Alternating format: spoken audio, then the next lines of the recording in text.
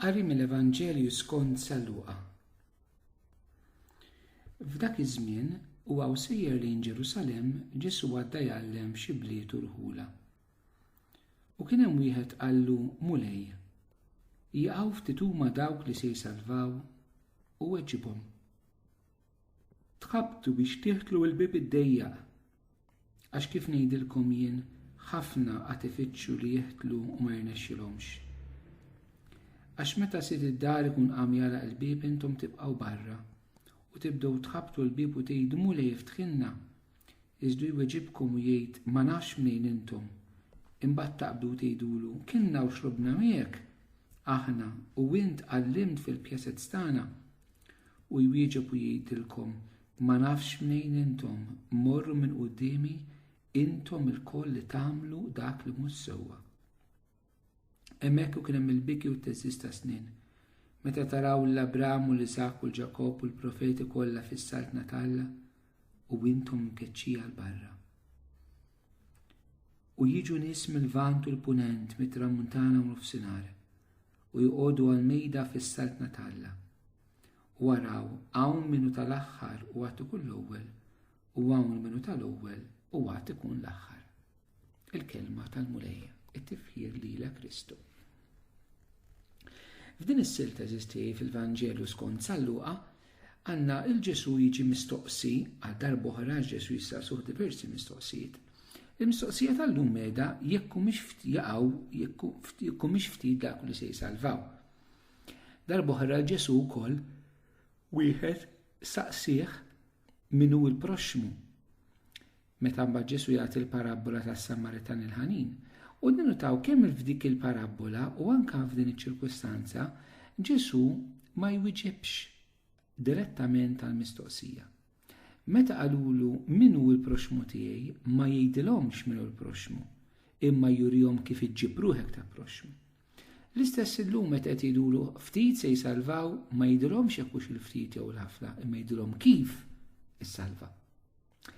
U din hija l-ewwel tani mal-Evanġelju tal-lum jatina Ġesu mhuwiex biex joqgħod jaqta' l-kurzitajiet u l-ispekulazzjonijiet tagħna. Xi drabi jeżistijej ikun hemm aspetti tal-fidi tagħna illi aħna imma speċjali din it-tmiss mas-salvazzjoni tal-bniedem faċilment noħolqu ċerta sensazzjonaliżmu l-ftit il-ħafna eċetera. Mentri Ġesu jrid jurina triq biex isalva kulħadd, mhux biex jisalvaw il-ftit jew jisalvaw il-ħafna. L-importanti mhux il-kemm, l-importanti huwa l-kif. Dak li Ġesu qiegħed illum jenfasizza. Allura il-kif Ġesu qed jgħidilna li rridu ngħaddu mill-bieb id-dejjaq. Fi ftit kliem Ġesu id-diskors tiegħu idur ma' dan. Li ngħaddu mill-bieb id-dejjaq. X'inhu l-bieb id-dejjaq? Il-bieb id-dejjaq huwa Ġesu nnifsu. Esisti, darbohra fil-Evanġelju skont San Ġwan Ġesu jgħidilna li huwa l-bieb, jgħidulna li hu triq, li hu l-verità u li huwa l-ħajja. U ħadd ma jmur għand il-missier jekk mhux permezz tiegħu. Biex aħna nidħlu fil-ħajja ta' dejjem, biex aħna nidħlu fir-relazzjoni ta' mħabba ma' Alla, biex aħna nilqgħu l-imħabba ta' Alla l-veru li għandu għalina l-bnedmin, it-triq għaliha biex nirċevuha u biex naslu għaliha huwa Sidna Ġesu Kristu, it-tieni persuna ta' Trinità Qaddisa li sar bniedem. Dan huwa l-bieb id-dejjaq li aħna rridu ngħaddu minnu. U allura dan il-qari jeżisti lilna qed jagħmlilna sfida. L-isfida kemm aħna aċċettajna lil Ġesu mhux b'mod kulturali, mhux sempliċement għax konna mamdin meta konna żgħar, imma jekk bħala adulti aħna ħadniex deċiżjoni serja radikali li aħna naċċettaw dak li Alla għamel għalina fi Kristu Ġesu. Naċċettaw li aħna midinbin u li Kristu huwa l-uniku Salvatur tagħna. Naċċettaw li aħna ma nistgħux insalvaw lil nfusna. Imma aħna għandna bżonn Salvatur. Aħna li din nerqu fid-dnub tagħna fil-ħażen tagħna ma nistgħux naqalgħu lil nfusna, imma għandna bżonn il-Ġesu li jaqlana hu. Dan ifisser li ngħaddu l-bieb id-dejjaq, li naċċettaw il-Kristu bħala s-Sid u s-Salvatur ta' ħajjitna. Imma li naċċettaw il-Ġesu bħala s-Sid u s-Salvatur ta' ħajjitna mhuwiex li nifqu hemmhekk biss, li nagħmlu xi talba u ngħidulu mulej ejja jidħol f'ħajti, mulej inġedilek ħajti, mulej hu kontroll tiegħi, mulej ħlisti minnu b'tiegħi, jiena nammetti li nambidneb ejja x'għandi bżonnok. Dak huwa l-ewwel pass. Imma mbagħad Ġesu jgħidilna li jisma' tgħaddi l-bib id-dejjaq tfisser ukoll li inti tagħmel dak li Ġesu jgħidlek. Għax fil-fatti daw li jitilfu ruhom biex niftehmu fil-Vanġel jgħidulu aħna konna miegħek fil-pjazzett mulej smajnik tallem konna miegħek, imma Ġesu jgħidulhom dawk li jagħmlu l-kelma tal-Alla. Dawk li jagħmlu intom li tagħmlu li mhux sewwa titilfu ruhkom. Mela mhux biss li inti xi darba kellek esperjenza ta' Ġesu, mhux dik li ħatik is-salvazzjoni tal-ħajja ta' dejjem, mhux biss li inti taf il-Vanġelu taf il-Bibja anke xitan jafa semaj, imma inti x'tagħmel. U din hija importanti ħafna għaliex eżisti aħna illum il-ġurnata għandna ħafna din mentalità li Alla jħobbni kif jien. U hija vera. U għandna bżonn nipritkaw ħafna li Alla jħobbna kif aħna għax id il-verità, però hija mhux verità. Alla jħobbni kif jien biex ma nibqax kif jien. Alla jħobbni biex jiena nħobbu lura u li nħobbu l-Ġesu lura ifisser nagħmlu dak li jidinnaw u stess għalina min iħobbni ħares kemti. U allura eżisti noqogħdu attenti tal-Vanġelu tiftħilna għajnejna li tgħaddi mill-bib id-dejjaq l-ewwel ħaġa li hija taċċetta lil Ġesu u l-imħabba tiegħu lejk. Taċċetta li jagħmel għalik fuq is-salib. Imma li tgħaddi l-bib id-dejjaq tfisser li twieġeb għal dan li Ġesu għamel billi anka bil-qawwa tal-Ispiritu Santu tibdel il-ħajja tiegħek. Tibdel il-lifestyle. Tibdel kif tirraġuna.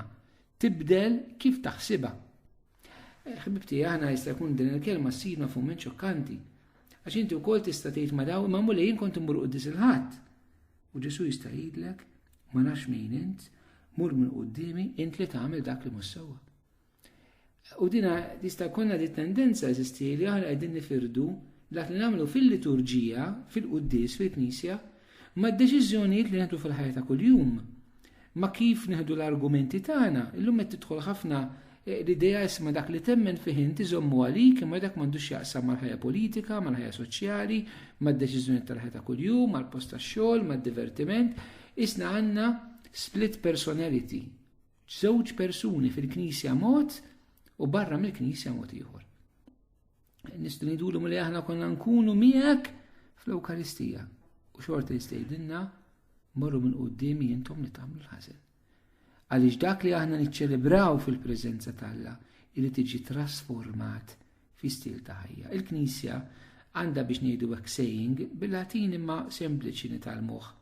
Lex orandi, lex credendi, lex viventi. Dak li aħna l-liġi tat-talb hija l-liġi tal-fidi hija l-liġi tal-ħajja. Dak li aħna nitolbu u dak li aħna nemmnu ma wkoll dak li aħna ngħixu. Aħna ma nistgħux fil-Knisja nitolbu nemmnu mod u fil-għejxin ngħixu mod ieħor.